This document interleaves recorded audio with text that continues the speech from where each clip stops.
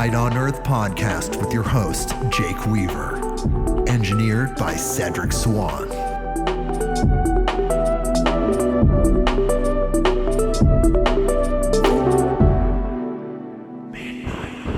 Hey, everybody. We are back with another episode of Midnight on Earth. I'm your host, Jake Weaver, and we're here to bring you more knowledge, more light, and more love, and more incredible guests like Douglas Grunther. The amazing Douglas Grunther is here. He wrote a book that absolutely blew my mind. It was so much information, but it was written in a way that was so easy to digest, big information. It's called The Quantum and the Dream, Visionary Consciousness, AI and the New Renaissance. With a title like that, you know it's going to be good. And we're going to talk to him in just a second. But first, I need you to do something for me. Follow me on Instagram at midnight_on_earth. That is the address. You can follow me there. Spotify, Apple Podcasts, Google Podcasts, wherever you go to get your podcasts. Click that button that connects us so you know exactly what is going on. When incredible people come on the show with so much good information, you get that notification instantly to however you get it now or in the future. And lastly, and most importantly in a way, tell a friend, spread the word, tell someone that you know that loves these type of podcasts. You know their frequency, you know what we're doing here. Bring them here. midnightonearth.com. Okay, we're just about to talk to Douglas, but I do have to read his bio so we know who we're talking to here. And here we go. Douglas Grunther is the creator host of the Woodstock Roundtable, a rollicking and multi-award-winning radio talk show spiced with humor and informed by his love of philosophy, depth psychology, and spiritual insight. His guests have been among the most original visionaries of our time. Grunther graduated from Columbia University, where he was a Rhodes Scholarship finalist. He has been the featured speaker in front of national audiences and is a DreamWork facilitator, certified by Dr. Jeremy Taylor, co-founder of the International Association for the Study of Dreams. And he's here with us today. Hello, Douglas. Great to be with you, Jake. You are on the show. You're here now. Your book is amazing. Whoa. What inspired you to write this book?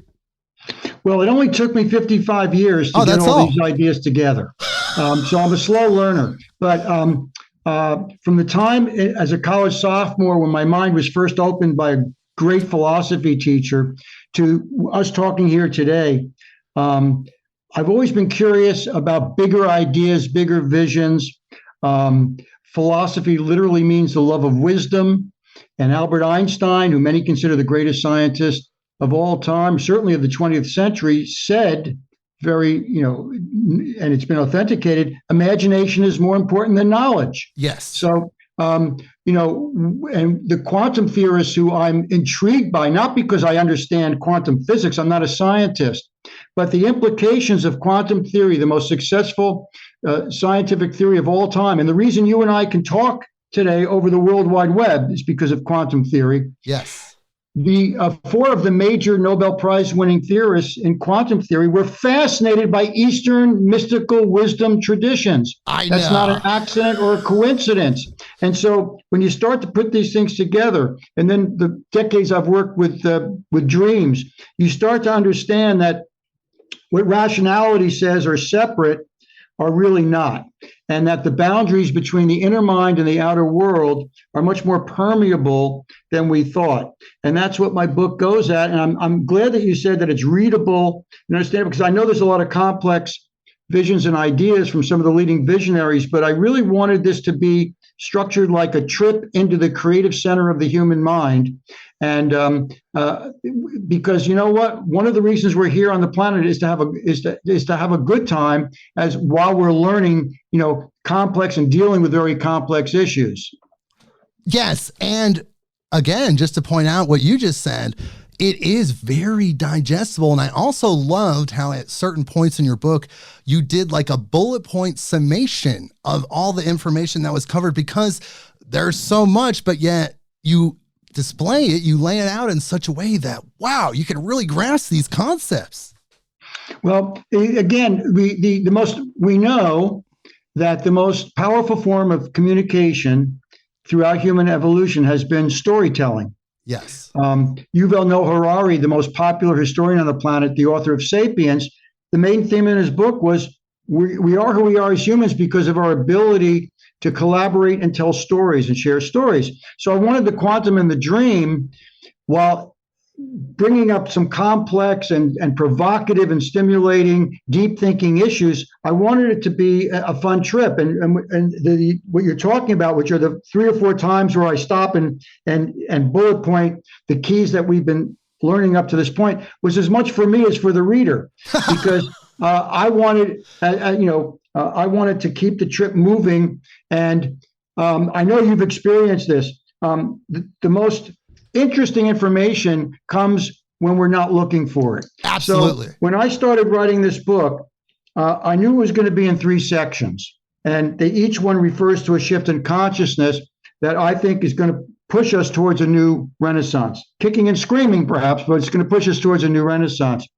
I was very aware of what the first section would be, about the shift from the left hemisphere of the brain to the right hemisphere of the brain, and we can talk about that. I've been thinking a long time about the second shift, which is the shift from getting most of our information from the printed page to getting most of our information from the digital screen, and how that changes the way our brains operate. Yes. For good, if we understand it. But I didn't really know where the third shift was going to take me or the reader until I actually got into it. And that fascinated me. And so one of the reasons that I stop at certain points and say, okay, here are the keys to what we've seen so far, is it helps bridge the gap to the final transition, which is how we get to the new Renaissance. So, okay, tell our audience what you mean by new Renaissance. We know the historical Renaissance, and now there's something else coming. Please help our audience understand, for those that don't know what you mean, what the new Renaissance is. Well, the first thing I want to say, Jake, is that I'm not a futurist.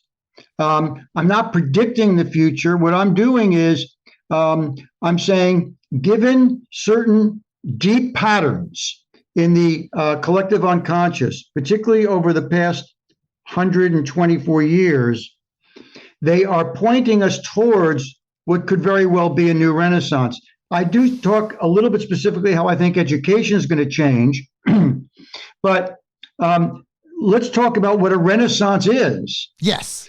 The term literally means rebirth. Well, you can't have a rebirth either individually or collectively as humanity unless what's been holding it back dies off. And that can take some time. So you bring up the Italian Renaissance. It's an important analogy, because what most of us were taught in school about the Italian Renaissance was a very skimpy version of it. We were told there was Michelangelo and the Sistine Chapel, and there was the statue of David and all this great art, all of which was true. But the Renaissance was also about the birth of science, when Galileo peered through a telescope and for the first time recognized that the Earth is not the center of the universe. And that's what most knowledge seemed to be convinced of. We were the center of the, no, we're not, he pointed out, and was under house arrest the rest of his life because the church didn't like it. But he was able to peer out and observe the fact that we are one of a number of planets circling the sun. I'm saying that in the 21st century, we're going to need to invert, metaphorically, Galileo's telescope from peering out to peering in. We need more insight. Obviously, we're going to gain more information and knowledge as we go along. But thanks to computer technology, we have more information than we can even deal with. The flow of information is not the issue. We will get the information we need. The question is, can we transfer that information into wisdom. And that takes a different part of our brain, the right hemisphere of our brain, which we'll get into. And one of the analogies I give is actually the Italian Renaissance was like 13th to 15th centuries. And at a time when less than 1% of the citizens were even literate, when the fastest form of communicating ideas was hand scribing manuscripts.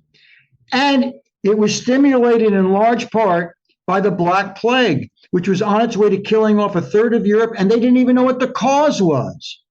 So if they can take the challenge of a Black Plague and use that as a stimulus to create a renaissance, then we certainly should be able to do that in the 21st century when 5.5 billion of us are connected by the World Wide Web, and we have access to humanity's greatest knowledge and wisdom, literally keystrokes away on our smartphones and our computers.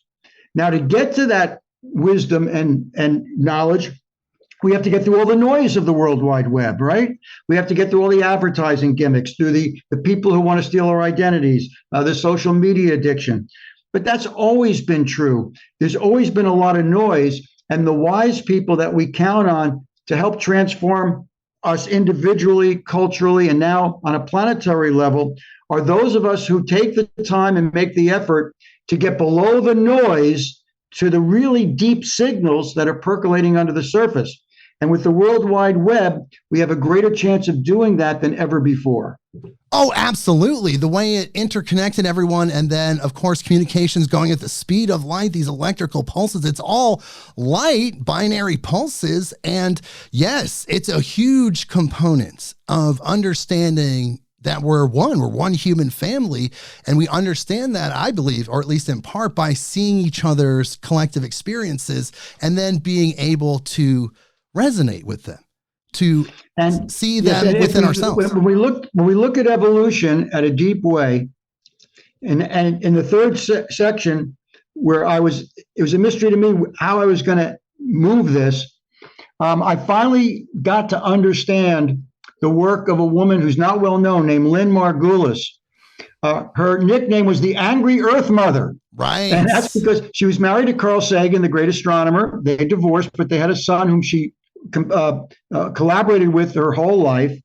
She was getting her PhD in biology during the 1960s, which, while it was a revolutionary time, it was a tough time for women trying to get PhDs because it was really a man's world. But she wouldn't take crap from anybody. She loved men, but she didn't take crap from anybody. And she was convinced of something that she ended up proving, which is that when you study everything from the human brain right down to the microbes that make up most of who we are, it is collaboration that evolution uses to move things forward under the surface of what appears to be a predator-prey, totally win or be eaten kind of thing that we were taught is evolution.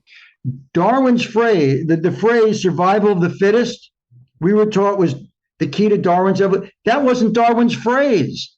Okay, that wasn't even his. And when it became so popular, he had to respond to it. He made it clear that by fittest, he didn't mean the most powerful. He didn't mean the most wealthy. He meant the most resilient and adaptable.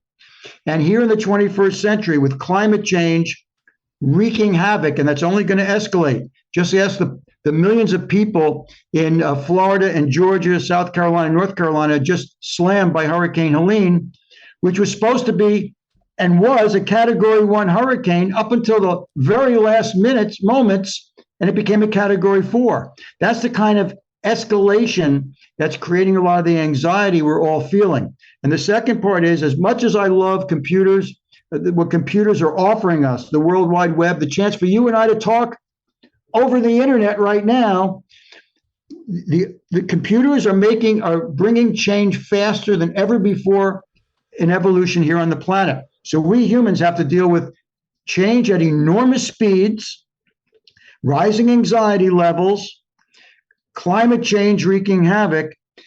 But just as the Black Plague helped induce the Italian Renaissance, we're in a better position than they are to deal with these issues and bring about the next Renaissance.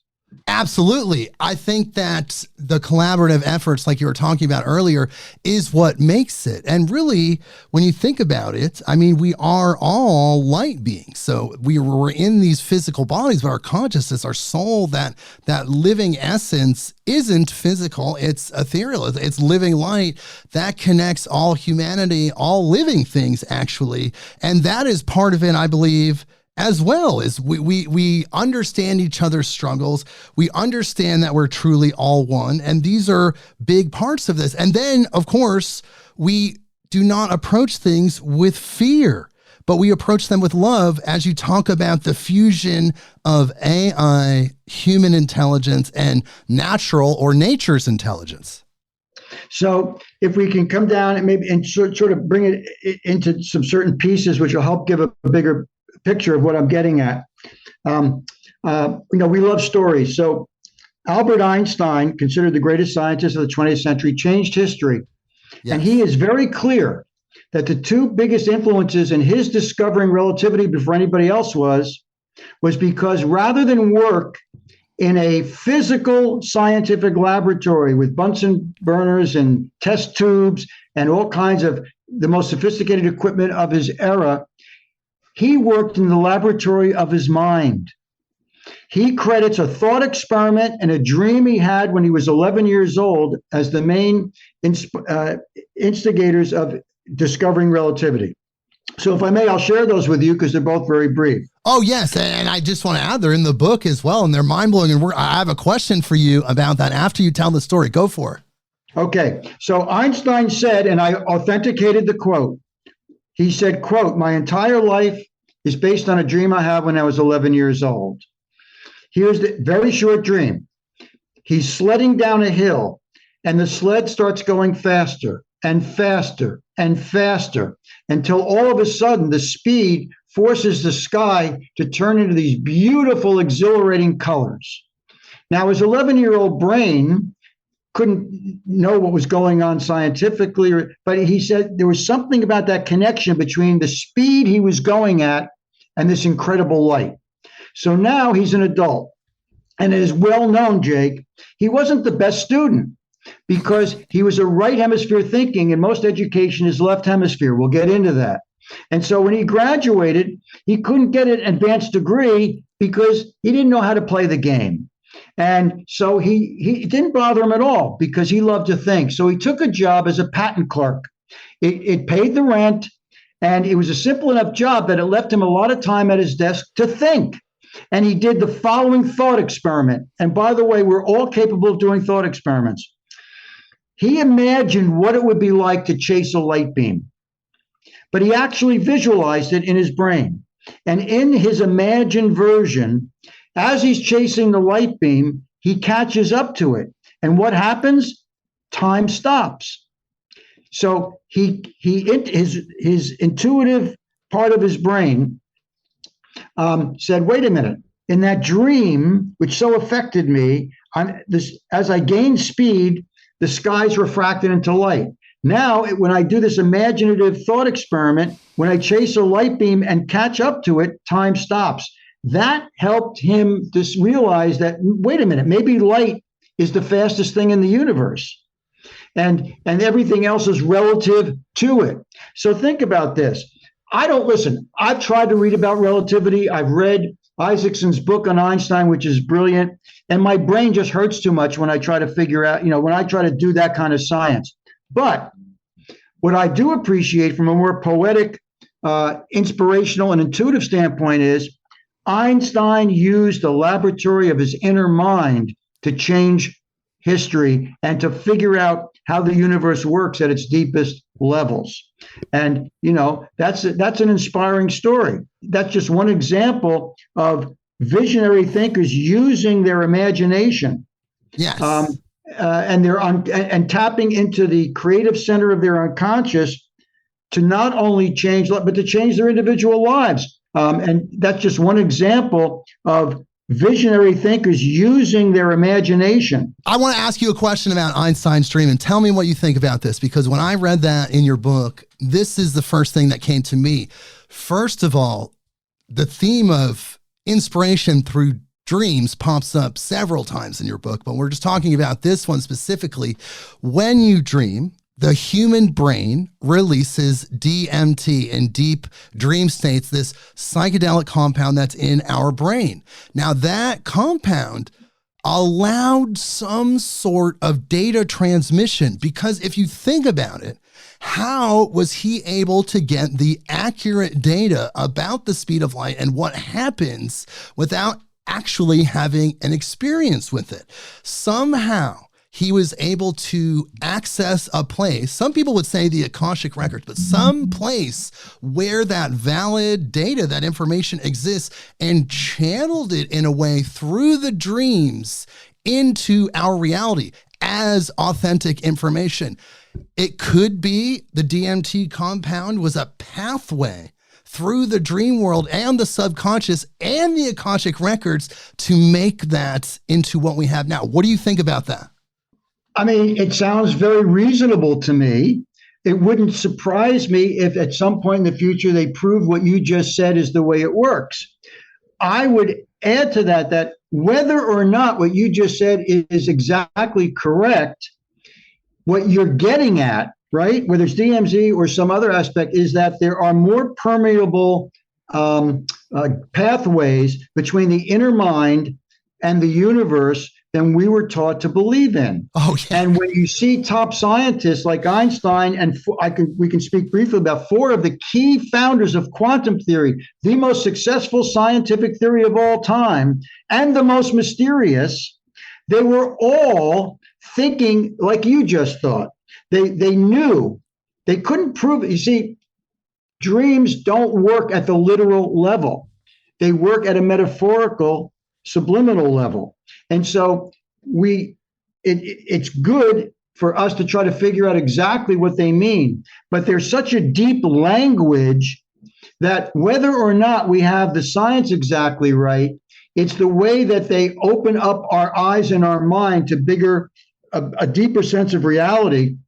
And more important for the 21st century, we have to get a deeper understanding of who we are as human beings and how we connect to nature. That's what I am proposing nature's intelligence, evolution is asking of us. Oh, and absolutely. We have the tools to do it. We do, because we have that creative power as humans. If we don't have the tools now, we can ask for inspiration and we'll get the tools that we need. But I just think it's so interesting that there's some form of consciousness, whether it's the higher self or something else, that's able to solve problems, give answers in a symbolic sense. In your book, you talk about the discovery of the sewing machine needle and how they put the hole in the front and the back. So some form of consciousness knew that that person was looking for an answer and knew already what the answer was and pushed that right answer into the dream. What consciousness is that, in your opinion? Okay, so you tapped into I have 2 great dream teachers. They were both very brilliant and spiritual people. My main teacher was Dr. Jeremy Taylor. He was co-founder of the International Association for the Study of Dreams. I first encountered him through a total synchronicity. We'll get into synchronicities later, because talk about cool mysteries. Synchronicities is as good as it gets. But his favorite example of a nightmare changing history is the one you're pointing to from my book. Because we like to think, when we think of renaissances and dreams, we like to think of the fun, interesting, positive dreams, and they're wonderful.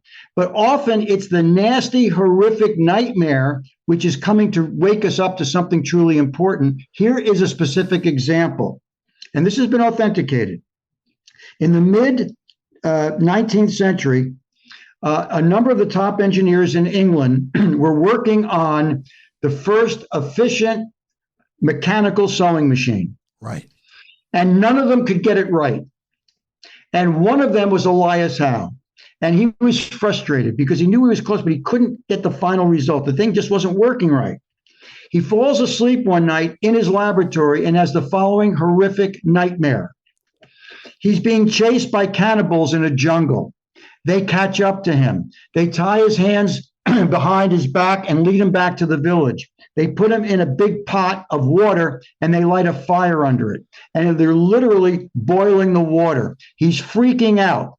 But he notices that the hotter the water gets, the looser the bonds of holding his hands together on. He frees his hands. He quickly reaches for the edge of the pot to pull himself out. And natives take their spears, put it in his chest and push him back in. He takes his other hand, he goes to the other side of the pot. The natives take their spears, put him in his chest and knock him back in. And he wakes up in an absolute sweat. Well, he was relieved to realize it was only a dream, because when we're in the dream, it's real, right? Yes. But something stayed in his mind. He said, wait a minute, those spears that were poking him back into the pot had holes near the points.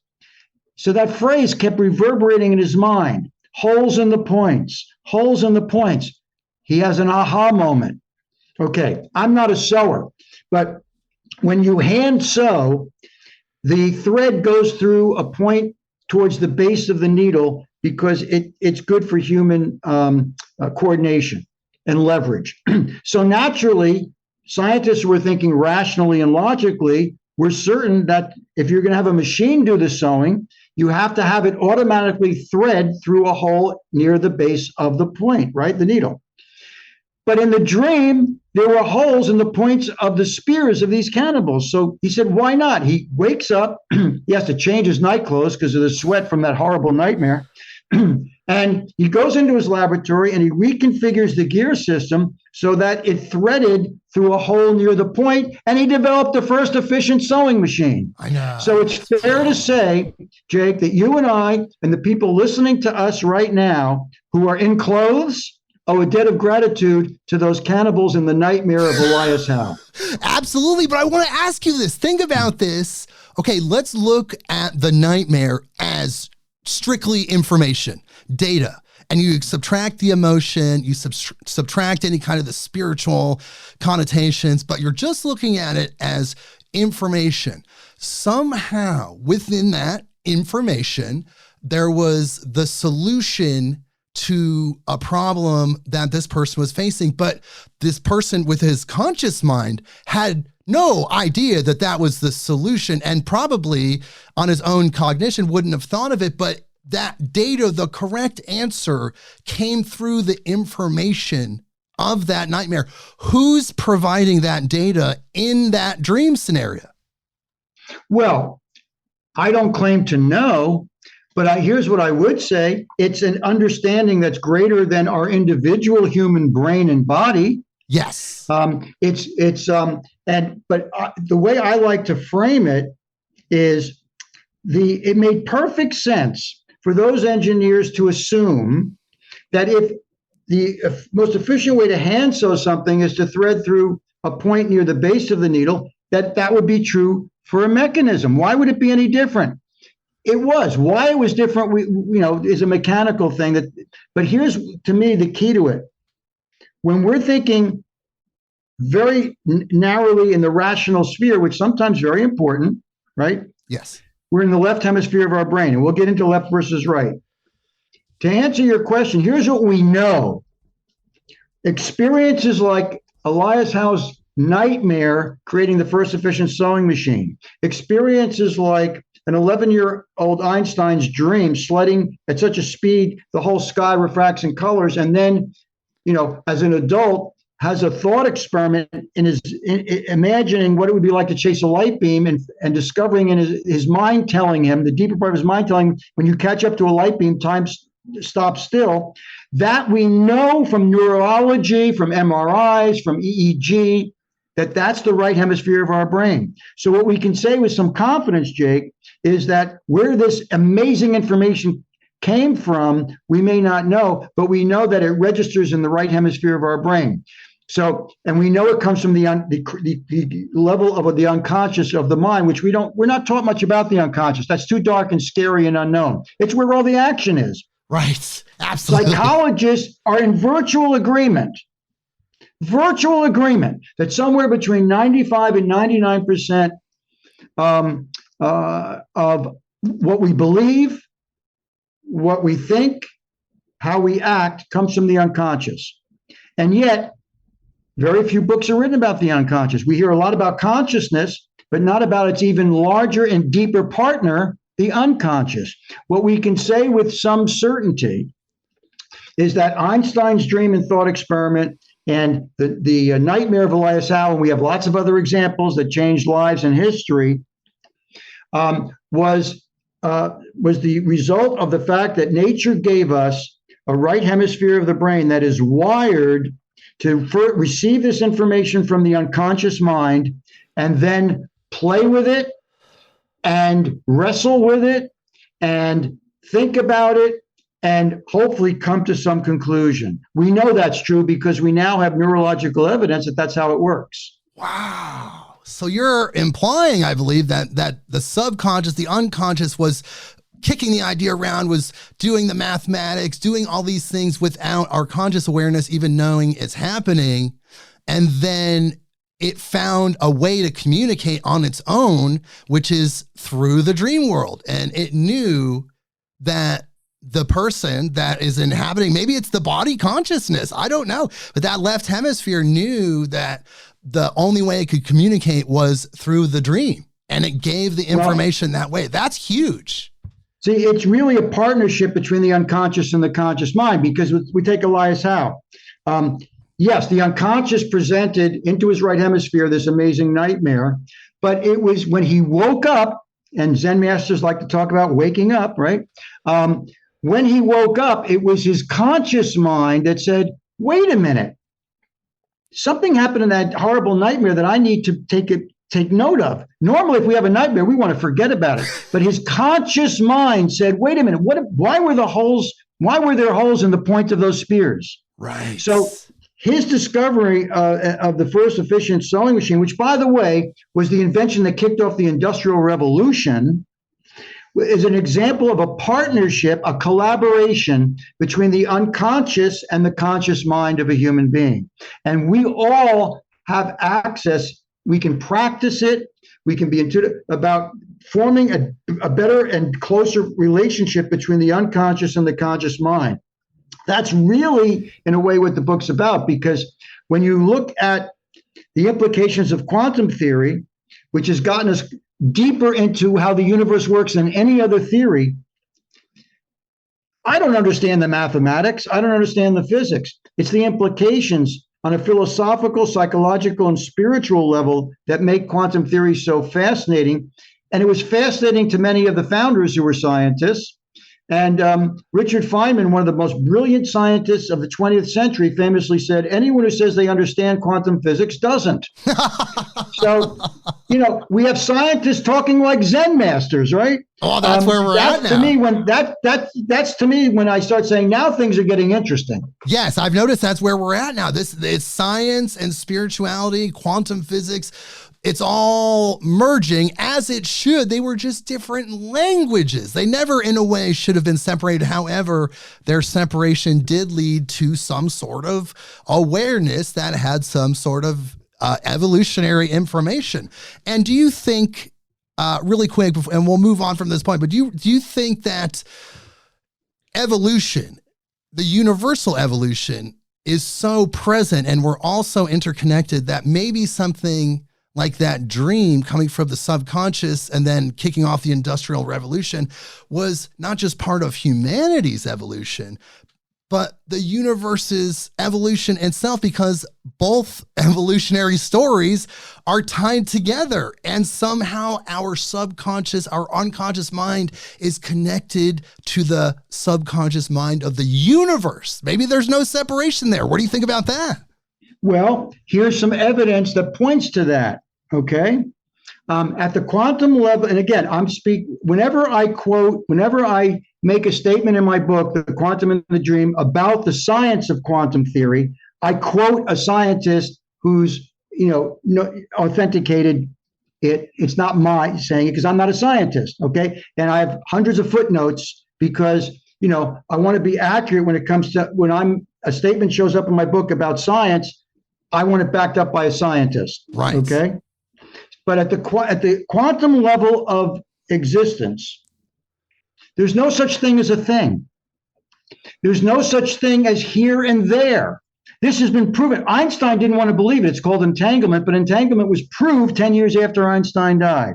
At the quantum level of reality, the deepest we've gotten so far, there's no separation between any one place and any other place.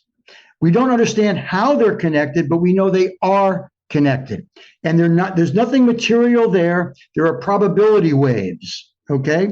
Now let's go over to the other side of the human unconscious. Thanks to science and technology, we know loads of stuff about the individual material things that make up our brains, right? The amygdala and the different vagus nerves and the hemispheres and the wiring. But none of that can show us where the unconscious is. No EEG machine or MRI can tell us, well, okay, where exactly is the unconscious? Because it's non-material and it doesn't have a specific place in the brain. So there are analogies between the most creative part of the human brain and the most creative level of the universe at the quantum level. And this is not my theory.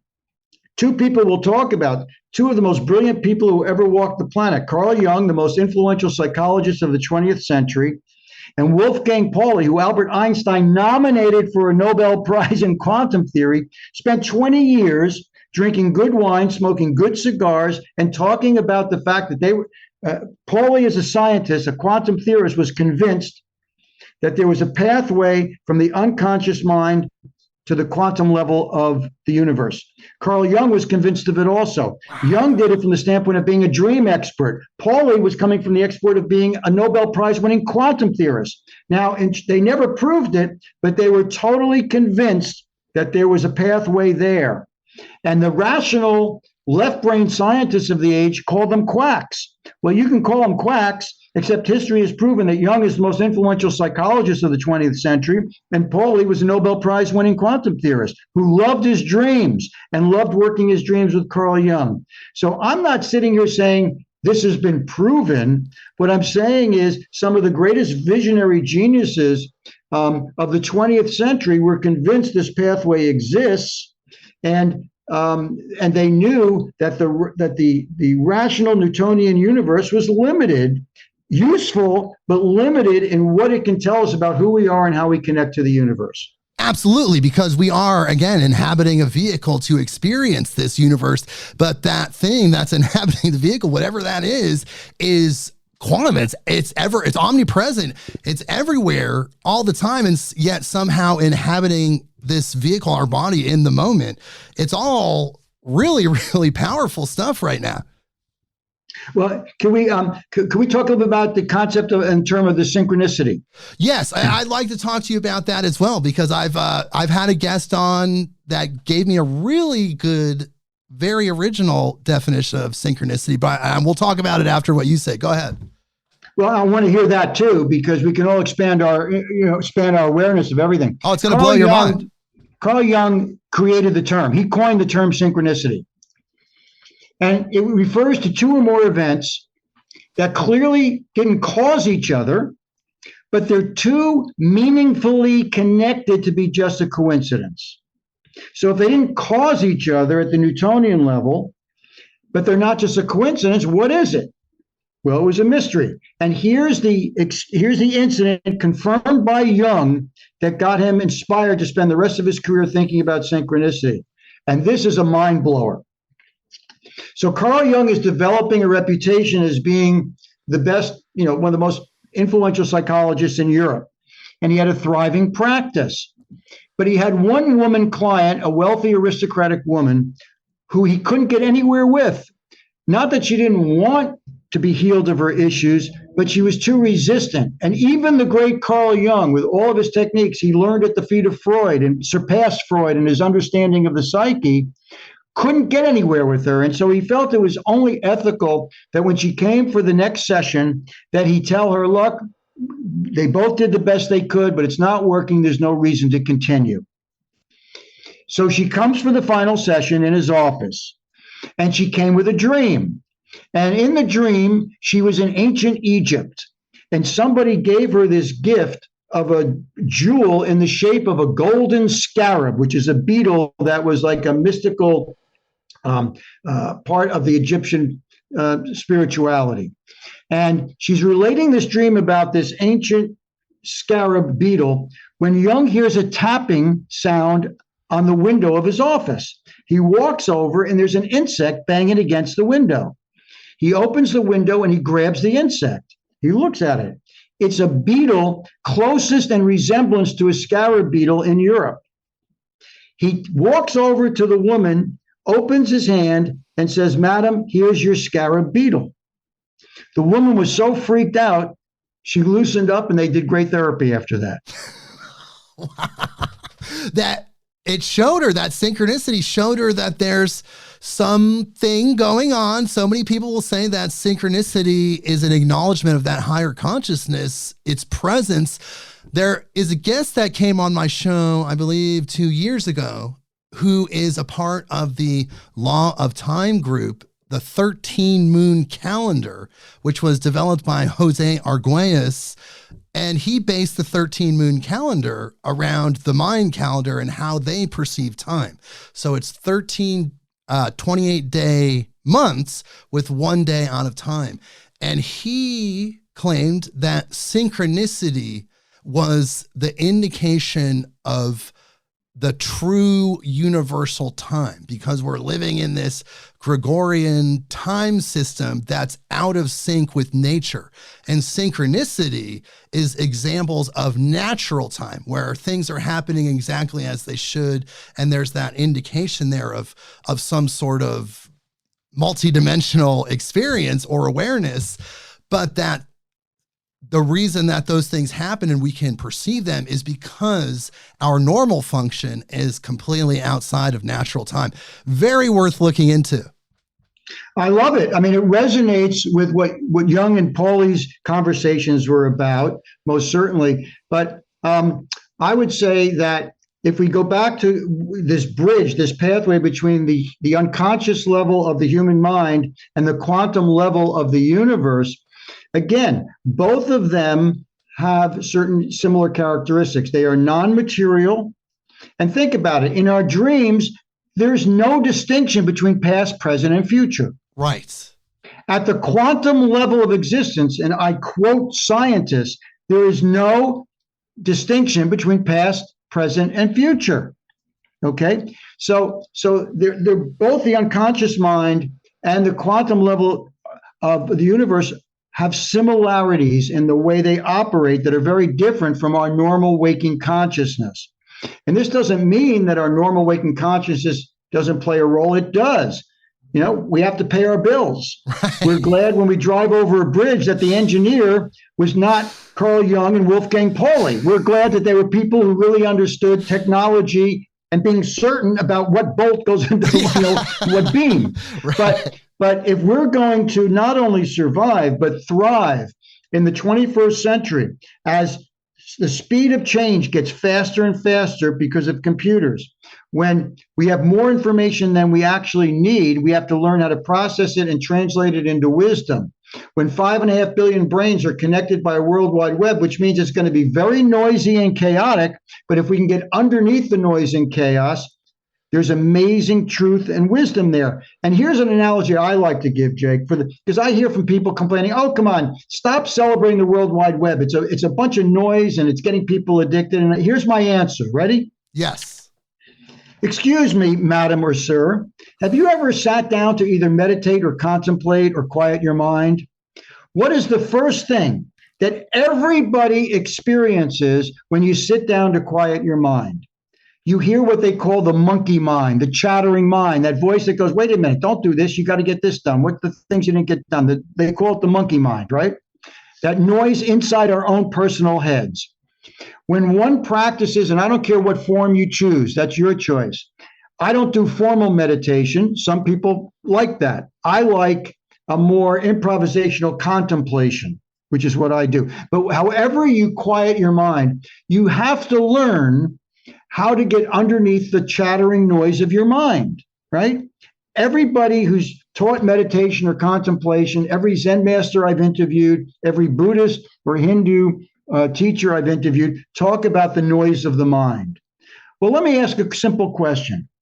If all of us as individuals have to get underneath the chattering of our busy minds to get to the deeper wisdom underneath, why would we expect to go on the digital screen where there are 5.5 billion noisy minds there? Should we be surprised that the World Wide Web is chaotic and noisy? Of course not. But if we take the time to get underneath the noise, I couldn't believe what I found when I was writing this book. You want me to give you a fun example? Sure, please. Okay. This gets to the second section of my book, In the Quantum and the Dream, which is the shift from the printed page to the digital screen. Okay. I still love to read. Books aren't going away. But anyone who thinks that you can read books only and understand what's going on isn't paying attention. We also need to understand the relationship between our minds and the digital screen. And here's a thought experiment I came up with. Let's say, Jake, that you and I and your listeners decided we wanted to learn more about the rings of Saturn. And let's just say, just for the sake of argument in the thought experiment, we didn't have access to any computers or digital screens, so we're going to a library. Well, libraries are brilliantly organized by something called the Dewey Decimal System. And because of that, we wouldn't even have to go to a librarian. If we wanted to learn about Saturn's rings, here's what we know with certainty. We go to the science section. From there, we go to the astronomy section. And in the astronomy section, we're going to find books on Saturn, right? And then we can learn more about Saturn's rings with certainty. That's the left hemisphere. The left hemisphere is very good at organizing, structuring, so that we can be certain about how to find certain things. Okay, here's my thought experiment. What if we decided we were curious, has there ever been an advertising campaign based on the Buddha? Now imagine going to a librarian and saying, excuse me, sir or madam, I would like to know whether there's ever been an advertising campaign based on the Buddha. Where do I look? The best answer they could give is they could say, well, we have a religion department and a philosophy department, and there are Buddhist books in each. So you could go there, but you'd have to go to each Buddhist book and open up the index and see if advertising is mentioned. And I'm willing to bet it isn't. You'd be stuck. And it would take hours to figure out whether any of those books had anything about an advertising. You could even go to the advertising section and see if there's something about Buddhism. Good luck. I then, when I thought of this experiment, I typed into my search engine, advertising campaigns based on the Buddha. In 5 seconds, I was led to a website about a sugarless soda called the Thirsty Buddha. 5 seconds.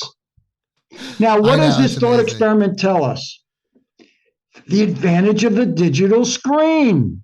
It's doing things, it's connecting our brains in a way that actually, and I have evidence of this in my book, The Quantum and the Dream. The way we use hypertext links on the digital page and the way we use search engines is much closer to the way we generate a new idea in our brains than is the printed page. Now, the printed page is continues to be a wonderful place to learn, and I still love to read. But in the 21st century, we need to adapt to the digital screen as well, because there are a lot of questions we can ask, like, have there been an advertising campaign for the Buddha, that we're not going to get with print. We need the digital screen. Absolutely. And that's why I'm excited about the medium we're using right now. Oh, it's huge. I mean, all of the human knowledge up until this point that we have recorded, salvaged, found is on the internet. All of it. The mystery school knowledge, the scientific knowledge, the philosophical knowledge, the religious knowledge. It's all on the internet. Everything we've learned so far is there. And if you have a phone, it's in the palm of your hand. That is an achievement. That is a massive human achievement. In a way, we've microcosmically replicated the Akashic records.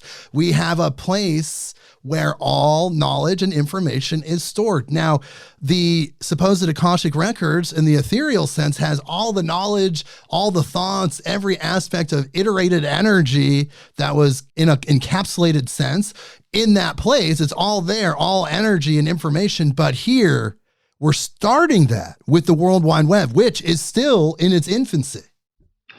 The key, I love that whole description you gave. That was beautiful. I'm glad you recorded it. And the point you make, a crucial one at the end, is this is the beginning. Okay. When we were 3 years old, there were a lot of things we hadn't figured out yet. Okay. Now, the World Wide Web was created in 1990, and that story is in my book, because if you want a reason for optimism, and believe me, as we go forward, we're going to need reasons to be optimistic, because there's a lot of chaos in the world and a lot of darkness. But if you want a reason to be optimistic, what I did, and I didn't know this before I started writing my book, The Quantum and the Dream. The internet refers to the hardware of computers being connected to each other. And that was created by the American War College, because they wanted to create a system that was a network, not a hierarchy. Right. That's a crucial difference, because a hierarchy, everybody knows their place. Someone's at the top, then someone's next, and then there are people at the bottom. Hierarchies are easy to mess up. Get rid of the top person, you mess up the hierarchy. And the military was concerned that if a foreign enemy was able to blow out a main computer system, the whole military system would suffer. So they created a network where if you destroyed one, immediately the network would go to somewhere else. Okay. Our brain is a network, not a hierarchy, right. Which is why people who suffer terrible accidents their brains can rewire. If our brain was hierarchical, it couldn't survive many of the injuries that it does. And so networks are more powerful than corporations. Okay, so that's the internet. The World Wide Web refers to the software that allows us to talk to each other through the hardware. The World Wide Web was invented by one person. Okay? He was an engineer, and he was working at the CERN in Europe, which is a particle accelerator, which is peering into the quantum world. And Tim Berners-Lee was frustrated that he loved that there were scientists from like 20 different countries, but not only was there a language barrier human-wise, their computers couldn't talk to each other back then. People could access, they could use computers, but their computers couldn't talk to each other. So he said, I'm going to invent a software program that lets computers talk to each other. He did it. He went to his boss at CERN, and they realized they had something absolutely huge. Now, if that was Steve Jobs, or if that was Jeff Bezos, or if that was if that was Zuckerberg, they would have said, "Great, let's quickly patent it, and we'll become billionaires." But Tim Berners-Lee and his boss at CERN said, "This is too important for anyone to own it. It needs to be an open network." And they literally gave it away. Wow. Now, don't feel too bad for Tim Berners-Lee. He's now an emeritus professor at MIT and doing very well. But think about that. Think about that. It's because of the American military we have an internet, and the military, and no one can explain this to me. We don't think of the military as giving stuff away to people, right? When they realized how valuable the internet was in the late 60s, they gave it to universities because they saw it was a great research tool. It's such a different mindset. That's such a different mindset. Tim Berners-Lee said, I can't own this. This goes to the people. So if you want a reason to be optimistic, it only takes one person like Tim Berners-Lee to make up for the greedy owners of corporations who are basically interested in making as much money as they can, and not as interested in doing the right thing. And so Tim Berners-Lee is one of the true heroes. And what I just told you is a very accurate story. I think it's mind-blowing, and I think it's huge. And you think about how integrity was such a principal value of that time. The first half of the 20th century, where so many discoveries in psychology and quantum physics were happening, there was still that moral and ethical guideline that was there. And perhaps the army in that moment, or the armed forces, had a spiritual moment collectively in their own collective consciousness, and saw that that would benefit humanity. That would not probably happen today. Or to go to something you were alluding to before, perhaps their unconscious vibrated at a level where they weren't even thinking about why they were doing it. They just knew they needed to do it. Right. I don't know the reason. All I know is it happened, and it doesn't happen maybe as often as we'd like, but when it does, it's quite remarkable. And again, this is all about right hemisphere thinking, because the left hemisphere of the brain is much more wired to grab for things to keep us alive. It's about seeing the world as objects that need to be manipulated.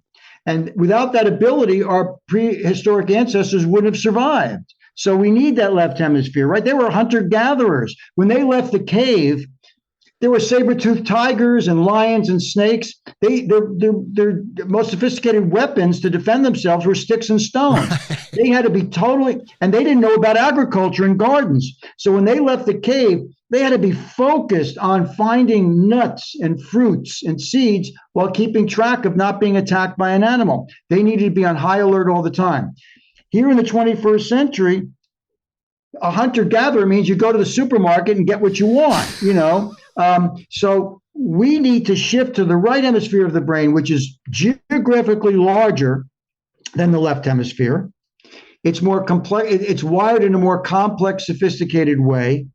And it is the right hemisphere of the human brain that is wired for not only imagination and mystical and being comfortable going into mystical arenas like the unconscious, right?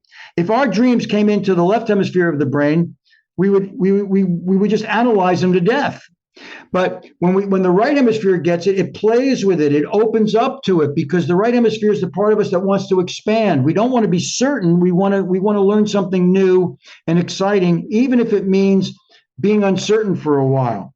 And it's also the right hemisphere of the human brain, this has been proven with neurological studies, that is empathic and collaborative. The left hemisphere is much more, how do I protect myself and my family, or my clan, if you're prehistoric, right? The right hemisphere is more about, wait a minute, how do I give more to the world? Evolution gave us both hemispheres, but it's very clear to people who are willing to look at it, we need a lot more right hemisphere thinking now than left hemisphere. And that's why the first segment of my book, In the Quantum of the Dream, is the shift from the left hemisphere to the right. It's happening. It's still not the majority view, but it's growing in awareness.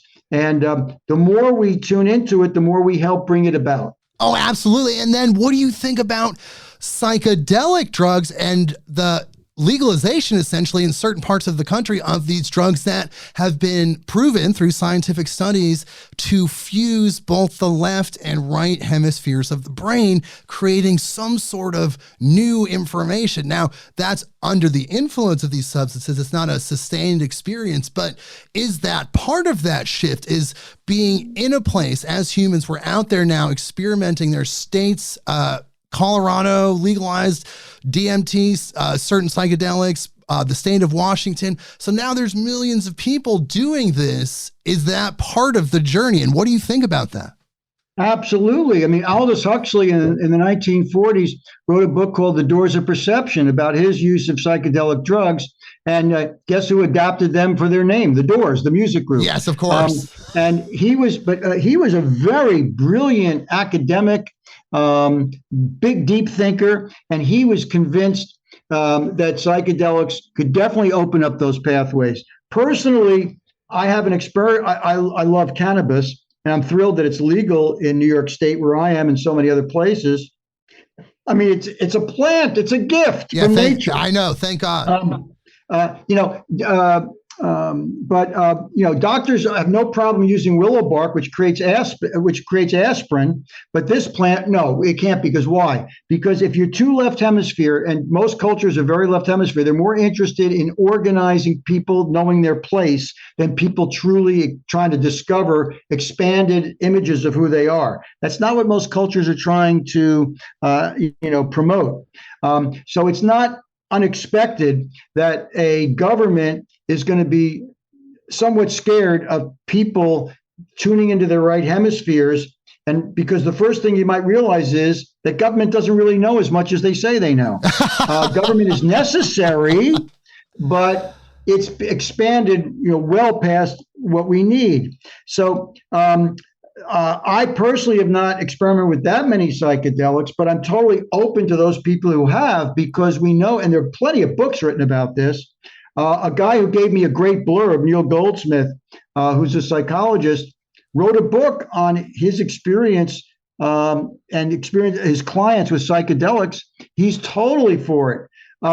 So I'm totally open to it, because any way that we can, and look, everything has you drink too much orange juice, you're going to get sick. Okay. Anything taken to an extreme can become a negative and a problem, but used properly and used with some wisdom, anything that taps us into the right hemisphere, into our intuition, into the ability to make imaginative leaps.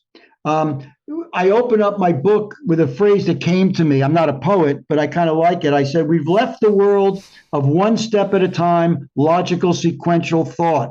We have entered the realm of the synaptic jump cut and the quantum leap. Yes. Because that to me is, first of all, the right hemisphere of the brain, it's the ultimate playground for cool ideas and new visions. But to work the right hemisphere of the brain, we also have to tap into the darkness of our nightmares and realize, yeah, they may scare the hell out of us, but they're doing that to wake us up to something we need to pay attention to. Right. And again, we don't even know where that information is coming from. We're still speculating where that outside information that changes lives and affects you and guides your life, relationships, all those things. It's coming from somewhere, but it's coming through there. Listen, it's a cool trip, and we're very fortunate to live in this time, because I believe strongly, you can feel it, that we're at the precipice of some huge change. Yes. I am proposing, and I give some evidence for it in my book, that it's pushing us towards a new renaissance. Right. But as I stated earlier, Jake, renaissances don't come easy. They require the descent into the darker aspects of our fears so that we can transmute our fear into wisdom. And that's not the easiest process. We're not taught about it in our school systems. Maybe you might get a college course that dives into it a little bit. But as you pointed out, the World Wide Web is there. If you want to learn how to expand one's mind, we have ultimate access to it. The smartphone that we have in our pockets is 1 million times more powerful than the bank of computers that landed the first person on the moon. Oh, I know. It's pretty mind-blowing. If we don't get to a new renaissance, it's not AI's fault, it's ours. Well, we are. It's inevitable. I mean, we can talk about this. I mean, there's people that have been channeling information from what they say are extra dimensionals, extraterrestrials, that have been talking about this new renaissance for decades. If you look at some of the spiritual teachings, they've been talking about the new Atlantis for hundreds of years, if not thousands of years. Everyone knew or knows that this is coming. The Hindus will say we're in the Kali Yuga, but we're moving into a golden age. There's all of these different iterations and signposts that are all kind of saying the same thing. And again, I want you to talk about that mathematical formula that you created that talks about that fusion of AI intelligence, human intelligence, and nature's intelligence. Okay. Well, I'm not a mathematician, but this came to me in my imagination. So the formula I came up with is, if you think of the initials NI in a large font, right? And that stands for nature's intelligence. Then in parentheses, and then HI, which is human intelligence, over AI, computer intelligence, close the parenthesis, equals the new renaissance. So what am I saying? And it's not me. I'm learning this from visionary thinkers I've been talking to for the last 44 years. Number one, it implies that of the three forms of intelligence interacting for the first time on planet Earth in evolution, human intelligence, computer intelligence, and nature's intelligence is the most influential. The reason I put human intelligence and computer intelligence within the parentheses is because we were born out of nature's intelligence, and computer intelligence was born out of our brain. We created it. Right. Okay? So But nature has given us one hand on the steering wheel of evolution. Okay, I love watching squirrels play. I have a point. I learned something in my book about certain bee colonies. There's incredible intelligence in successful bee colonies and ant colonies that rival the intelligence of the best corporations in the world. Yes. That's a fact. Okay, so that's all really cool. But the human animal, we were given a gift of thought experiments and empathy. As wonderful as a squirrel is, or a bee is, or an otter is, they will support themselves and their clan or their families, but they don't tend to help others outside of their species. We help people who are of different religions. We help people who are not members of our families. That's part of the right hemisphere empathy that we were wired with. So the question is going to become, as the anxiety levels ramp up, and anyone who's paying attention feels the anxiety levels ramping up, right? The two political parties can't even talk to each other, okay? This is going on all around the world. Why? Two main reasons. The escalating, devastating results of climate change, which we're responsible for, and the incredible speed of change generated by computer technologies. We were given the task and the role of figuring out how to use the right hemisphere of our brains to work with computer intelligence and nature's intelligence to bring about a renaissance. Now, I make the claim, and it's backed by people in my book, before computers came around, the human brain was absolutely necessary for going out and finding information. Instead of hunting and gathering for seeds and nuts and fruits like our Preozoic ancestors, we were hunter-gatherers of information. And we got really good at it, right? The Industrial Revolution, the invention of the automobile, fossil oil technologies, the invention of antibiotics, which have doubled the lifespan of an average human being over the last 100 years. Fabulous left hemisphere stuff. But we weren't paying attention to the fact that it's destroying the very environment that keeps us alive. So we need that right hemisphere bigger understanding of how the whole world works holistically. We can't just look at how we can get by individually. And we're starting to see signs of that happening. But it's going to require that we figure out new and innovative ways of integrating our intelligence with computers. So now the computers, it's hard to argue with this, Jake. They're better than us at accessing information, organizing it, and analyzing it. Oh, yeah, they do at the speed of light almost. Just use a chatbot, right? So this, to me, this is a simple equation. If computers are already better than us at accessing information, getting it to us in an organized fashion and analyzing it for us, which is primarily the role of the left hemisphere of our brain, we're not needed for that as much anymore. Therefore, if we shift to the right hemisphere, what we're needed for is what computers can't do. An Einstein thought experiment, working a dream like Elias Howe. And if I may, I'd like to give an example because I don't want to give your viewers and listeners the impression that this stuff is only for for the wisest of the wise. I'll give you an example of how a simple dream changed the life of an individual. Yes, another dream. It's a theme of this episode and your book. Okay, so one could say I got lucky. I think it was a synchronicity. I was getting interested in dreams, and I went on the internet around the year 2002, and I saw something about a guy named Dr. Montague Ullman, cool name, and he had the coolest academic title I've ever seen. Montague Ullman was professor emeritus of psychology and parapsychology at the Albert Einstein Medical College. So he was a dream expert, but he was also had a laboratory where they were studying ESP. Okay. And in this website, he was 92 years old, still living at home. Once a year, he gave a 2-weekend workshop in his form of group dream work. He accepted 14 people, and they applied from around the world. Not surprisingly, most of them were PhDs or in psychology or neurology. I call him up. I say, hey, I'm a talk show host. I'm interested in dreams. He said, that's really interesting. Right now it's filled, but I'll put you on the waiting list. I get a call. You're in. So now I'm headed down about an hour and a half from where I live to go to this professor emeritus of psychology and parapsychology at Albert Einstein Medical College to do his form of dream work with experienced psychologists. So he takes us through how the group works. And I'm telling you what happened. I'm telling you it's true. So now we wanted to do our first dream using his method, right? So he asked for a volunteer, and this woman said, I'd really like to present a dream. Now, wouldn't you expect if someone's in this dream group and they're going to present a dream, it's going to be a real Hollywood production, like a real barn burner dream? Here's her dream. Okay. I'm not making this up.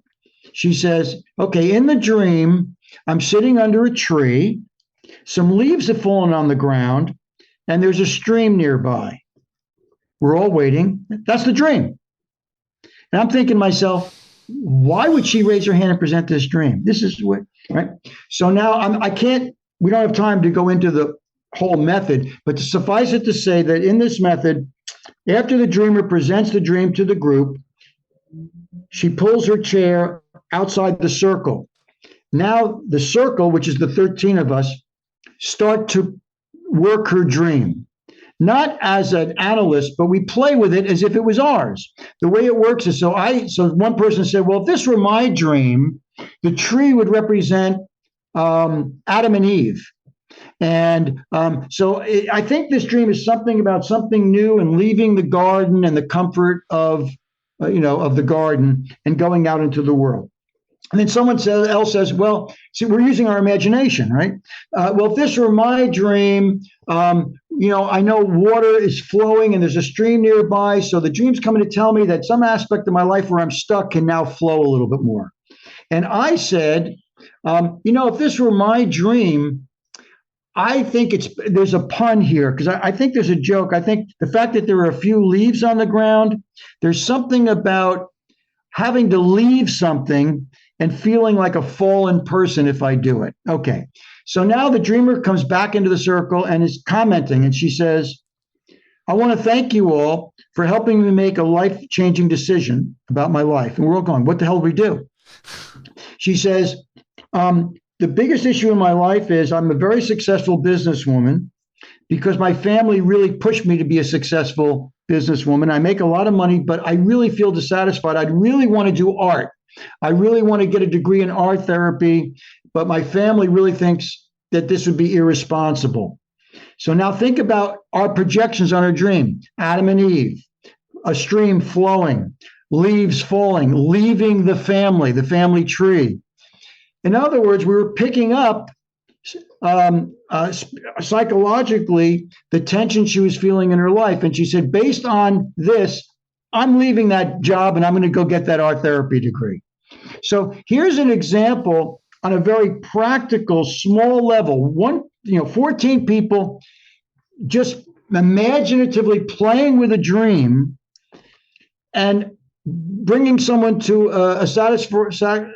some peace of mind on something that had been bothering her for a year. Oh, it's mind-blowing. Now, I'm not saying it always happens like that, but it happens more often than not because I've led dozens of dream groups. And whether or not one uses dreams or one uses psychedelics or one uses meditation, the point that we're making, the process is the same. We're shifting from the left hemisphere of the brain, which sees the world as a series of objects to be manipulated, to the right hemisphere of the brain, which is wired to play with big ideas and new visions and be able to swim in mystical waters without feeling we're going to drown. And that's what my book is celebrating. And there's a lot in that book. It's absolutely amazing. The history of quantum physics, psychology. But let me ask you this. Could there be, and this is just speculation, or maybe even something to add to the formula, could there be another component? What happens when the information of extraterrestrial consciousness applies itself to both nature's intelligence, artificial intelligence, human intelligence, and now we have alien intelligence all showing itself, becoming a part of our world, showing us that there's life all throughout the universe, conscious, evolved beings of all different levels of evolution. Could that be a separate component or an addendum to that formula? I would say it could very well be integrated into the formula, certainly, because part of what the right hemisphere is about is knowing that we don't know enough and being open to everything. Carl Jung was ridiculed. He was the most famous psychologist of the 20th century. Yes. He was ridiculed by left hemisphere thinking psychologists and scientists because he explored UFOs. He explored the weird, not because he was convinced they were true, but because he said they deserve to be paid attention to as a possibility. That's what the right hemisphere wants to do, not because it's trying to prove it, but because it wants to be open. It understands that we don't even know enough to know what we don't know. And so it's about opening up. And I'll give a spoiler alert to my book. Since I saw the movie, to me, it's my favorite movie of all time. I watch it once every year, and it continues to blow my mind. And that's 2001: A Space Odyssey. Yes, classic. Now, I've been wanting to come up with and present a unique interpretation of the end of that movie for a long time, and I finally accomplished it in my book. So I won't give the whole thing away. But one thing I did do is I read everything I could find, and with the World Wide Web, you can find a lot, about what Stanley Kubrick, the director, thought was what he was getting into. I'm talking about where astronaut Bowman has to unplug Hal's brain and then goes through the Stargate to be transformed into a star child. Okay. So I read what Kubrick said he was getting at. I read what Arthur C. Clarke, his co-author, who was a science fiction writer and a scientist, said he was intending it. But anybody who understands the right hemisphere of the brain in art, such as a movie or a novel, they know that the person who directs the movie or writes the book, they don't know all the ramifications of what they did. So So I read other people's interpretations, but no one came up with this one. And I'll give a clue to it. Okay. It's certainly true that in the movie, the reason the astronaut has to disconnect Hal's brain is because Hal became a murderer. He went nuts. Okay. Here's my take on it. Without Hal, the supercomputer brain, Bowman never would have gotten to the orbit of Jupiter. And those who remember the movie, the monolith was discovered on the moon, and the signal was emitted towards Jupiter. Okay, so the reason the mission was to Jupiter is because that's where this alien intelligence was pointing humans to. Without Hal's super left hemisphere brain that could not only analyze in milliseconds what a human would take hours to figure out, he was in control of this huge ship and all the complicated machinery that kept it going. Without him, Bowman doesn't get there. But think about it. Hal was useless when it came to going through the Stargate.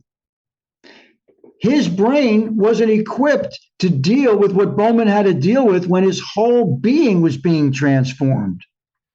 So my take on it is the unplugging of Hal's brain is a metaphor for shifting from the left hemisphere analytical part of our brain that sees the world as a series of objects to be understood and manipulated to the right hemisphere, where we know that Bowman was freaking out. Who wouldn't, going through that Stargate, right? Right. But he was able to keep his wits about him. He was able to get to the point where he could be transformed into a star child. To me, that was the complete shift from what I'm calling for in my book, a shift from the left hemisphere AI brain to the right hemisphere.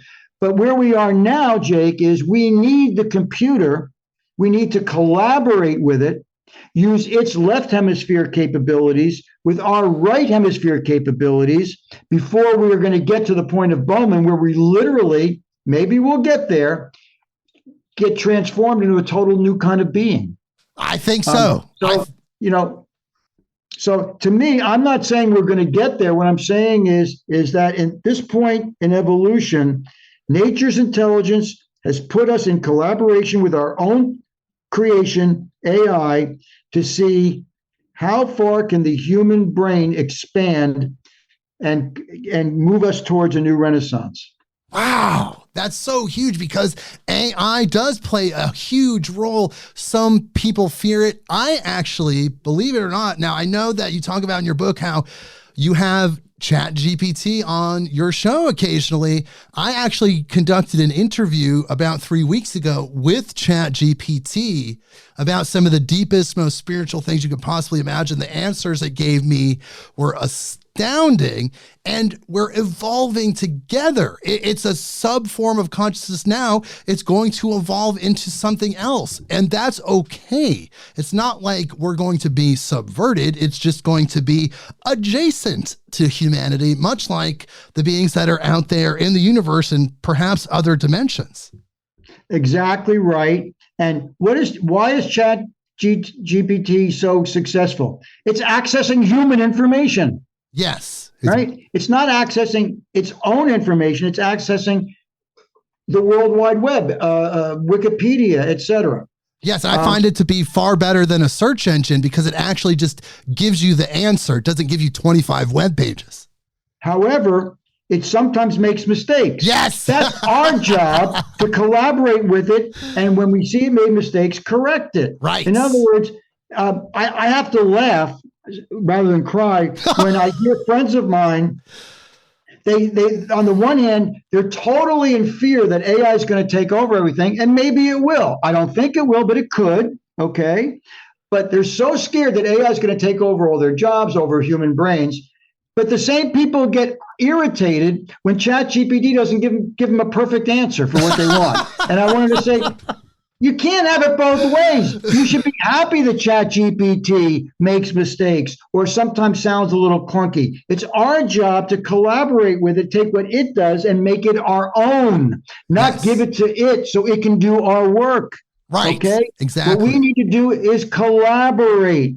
And we not only need to collaborate with each other, with our human intelligence, and not only with AI, but we have to tune. This is my third section, the shift from the age of information to the age of recognition. The recognition is that we are not apart from nature. We're not here to take from nature all that we can. How's that working out with climate change and global warming?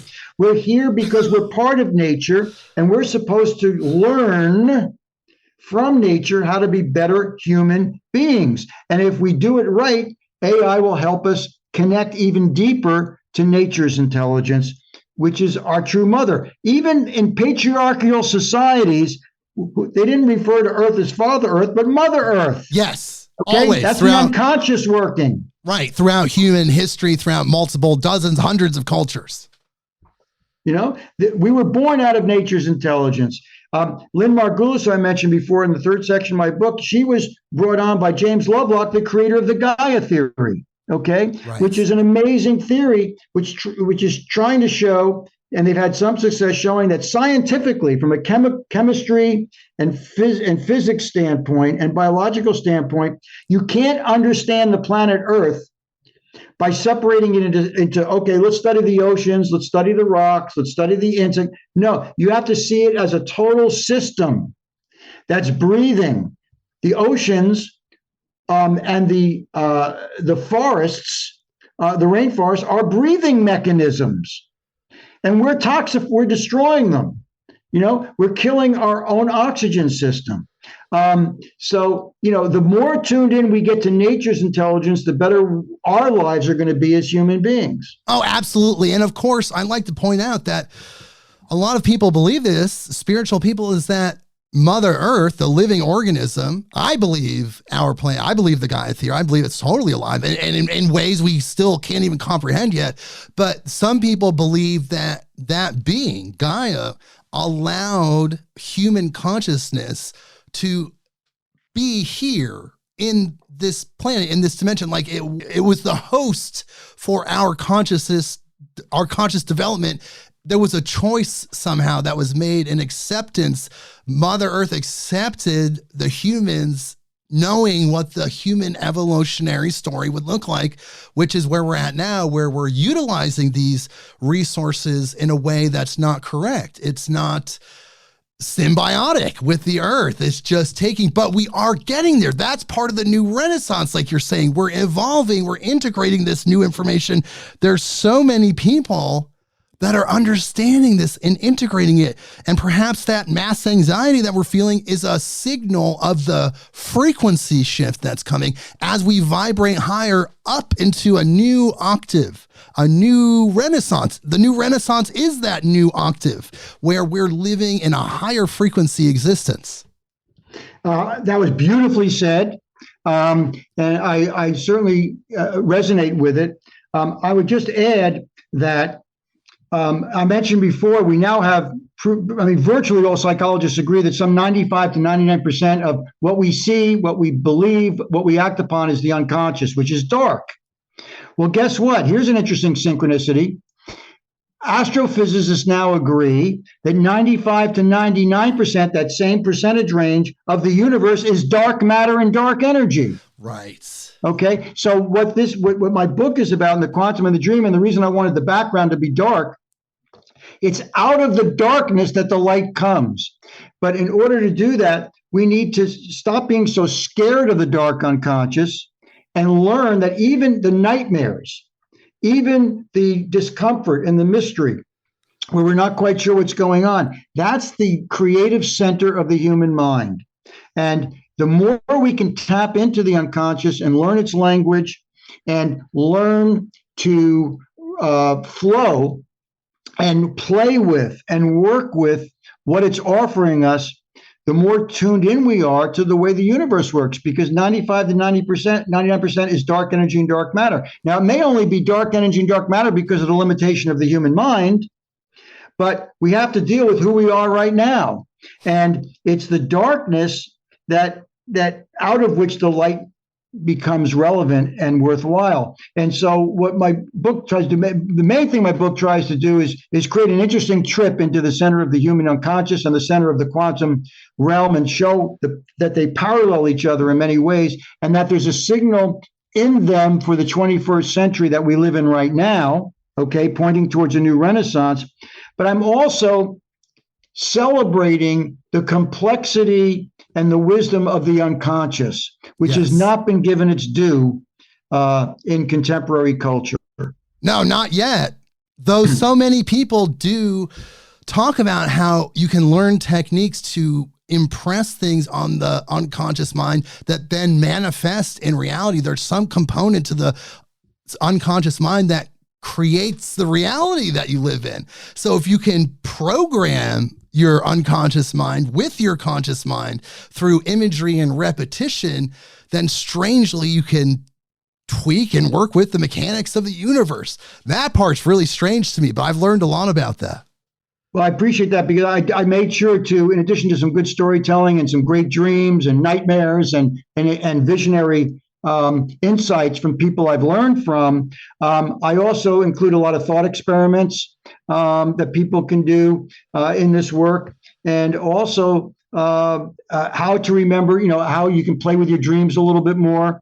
You don't have to be an expert at any of this stuff. Okay, it's really more a question of openness and attitude. The information is out there.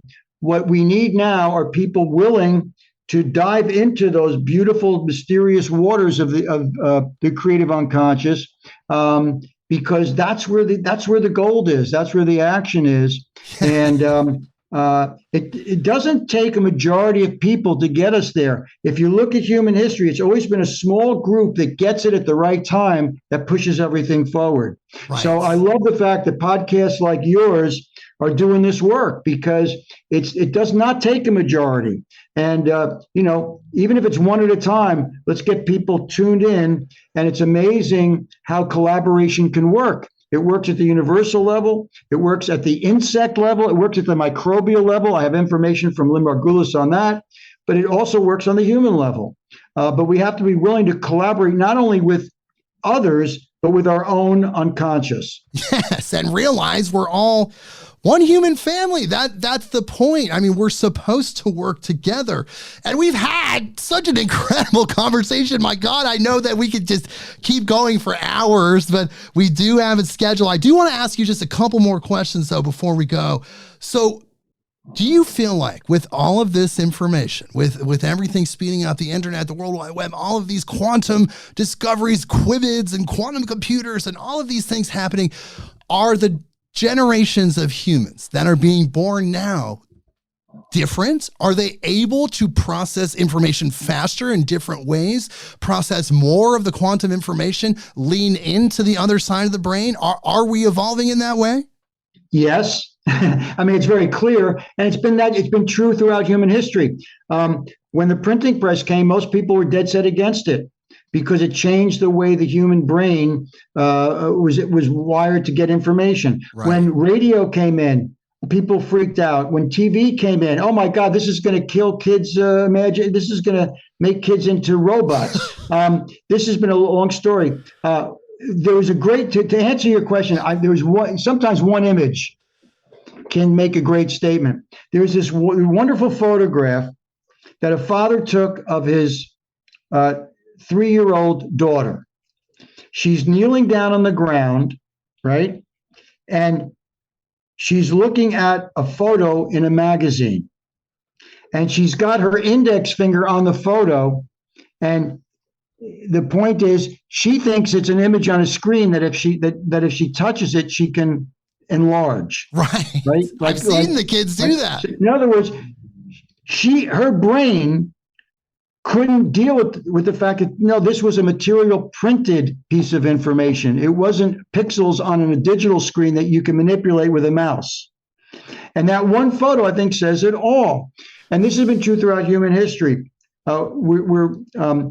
My generation, baby boomers, were wired to get information from television in ways that never could be gotten before.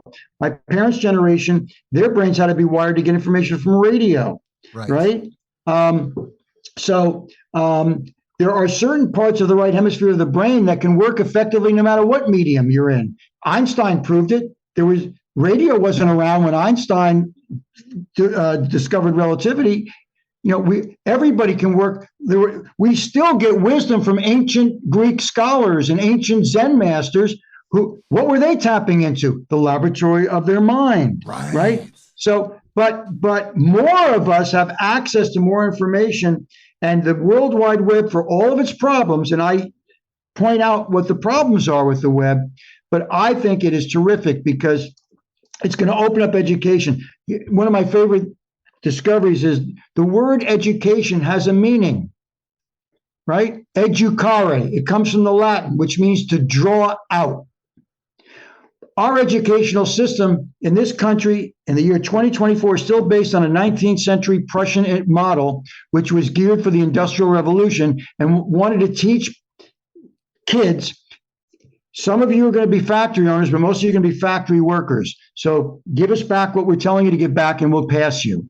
It's an industrial model educational system. It's going to fall apart because at some point, parents are going to say, why is my kid stuck in a classroom in a brick building for 7 hours a day with their regurgitating back facts to get a good grade when they're interested in something they can find on the World Wide Web that really stimulates their brain? Right. So it's only a matter of time before our educational system implodes, breaks apart, and it's going to be a little chaotic, and it won't be easy to organize at first. But all I can say is, why would you be stuck in a school that are forcing you to read books that give you a very limited view of history and human evolution when all of the most exciting... So here's an example. Sure. When I was in first grade, I did the work because I didn't want to disappoint my parents and my grandparents, but I hated it. But I love baseball. I love my baseball cards. If in first grade, instead of saying, you got to study this and you got to do this and repeat it back to be a success, if they had said, oh, you love baseball and baseball cards? Well, don't they have batting averages on the back? Well, let's talk about how you can learn math so you can learn about batting averages, okay? In other words, an educational system is one which draws out, educare, it draws out of every individual what stimulates them and what their passion is. If we did that, we would get so closer to a renaissance, because instead of people being beaten down, being told, here's how to get a good grade so you can get a job, it would be, let's draw out of you what really makes you excited about being alive. And let's use that as a tool to educate you about math and reading and writing. But isn't it interesting, Jake? Let me ask you. Yes. From the time you went through first grade to wherever you ended up, high school, senior, or college, how many hours of that educational system did they teach you about how the human mind worked? 0. Thank you. I talk about this a lot. They told me about the brain and they told me about all my physical functions, but not about what the mind is and how it works. Well, that's going to change, because as things ramp up faster and faster and more extreme and extreme, right? A lot of people are going to freak out because they're stuck in the left hemisphere of the brain, which is trying to make sense of it all by understanding it, by breaking it down into its parts and looking at it like it's a watch that can be put together again. No, it can't. We need new ways of telling time. We need new ways of opening up. And our right hemisphere of our brain was given to us by nature to do this work. And there are a number of people doing it, but it's underneath the 24/7 news cycle. So you have to, be willing to be patient and explore a little bit before you find it, or tune into Midnight on Earth or The Quantum and the Dream. Or your radio show, Woodstock Roundtable, which is also amazing. And this conversation has been amazing. This has just been a really, really powerful breathe. Actually, just a little bit of a taste, you could say, an example of what you would find in this incredible book, which The Quantum and the Dream, Visionary Consciousness, AI, and the New Renaissance is out there. Go to where you get the books and get this book. It was mind-blowing for me because the way, like I said at the beginning, the way you wrote it is rhythmic and it has really good pacing. It's paced really well, and how you do the bullet points and everything. It's written to allow anyone of any skill set, of any intelligence level, to grasp these really high concepts that are causing all of us, every human being, to evolve. We need to know what's going on here. Well, I really appreciate doing that. It was really fun being on your podcast. It was really a cool trip. I love the work that you're doing. Thank you. And, I do have a website that's basically talks about the book, but if people want to contact me, they can go to douglasgrunther.com. Let's keep doing the work, Jake, because, it's going to pay off at some point. And what else will we be doing? Watching soap operas? Well, we're here for 5 minutes. As light beings in physical bodies, we're here for 5 minutes, and our purpose is service. So as long as we're serving while we're here in this very brief time, then we're doing it. We're making it happen. And that service, that aggregated service of billions of souls throughout millennia, then creates this new earth, this new renaissance. But before we go, Douglas, look, I got to ask you one more question before we go, because this was such a huge part of your book, and I did not know this, and I think it's very relevant to the time and AI consciousness. The word artificial in AI is misunderstood. It is not artificial in the sense of fake, but in the sense of an artifact. Can you just tell us just briefly, just a little bit about that? Yeah, the scientist who coined it was sorry he did it because it got misused. Right. As you point out, it's not artificial as in not real. It's artificial as an adjectival form of the word artifact. An artifact is something that a human being creates, whether it be a leather wallet or whether it be a sophisticated computer. So it's something that the human mind crafted. Now, the more interesting question is, for what purpose? And that's something that all of us need to figure out together, collaborate. We collaborated by emailing each other, by watching podcasts, by having water cooler conversations at work about this stuff. That's what creates renaissances. It's actually a process in science called self-organization. And what we're doing now is part of that. It's not predictable, other than if we don't do it, what we need to happen is not going to happen. But anytime people just start thinking about these things and exploring these things, we're moving us in the right direction. And you're right. Words can be liberating or they can be really destructive. And a lot of people still think, well, it's artificial intelligence means it's not real intelligence. Computers have real intelligence. It's just different than ours. It's mechanized and it's not sentient, which means it can't feel. It can't emote. It can imitate that, but it can't.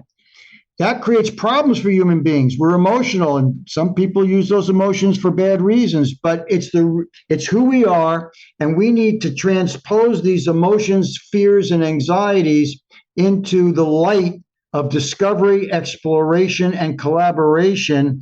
And darn it, we're going to get to the new Renaissance. Yes, we are. It's artifactual. It's not artificial intelligence. It's one component of our beautiful, bright future. Well, thank you so much for being here, Douglas. DouglasGrunther.com, people. Definitely check that out. The book, again, The Quantum and the Dream, Visionary Consciousness, AI, and the New Renaissance, available everywhere. And Douglas, before we go, is there anything else you'd like to leave our audience with?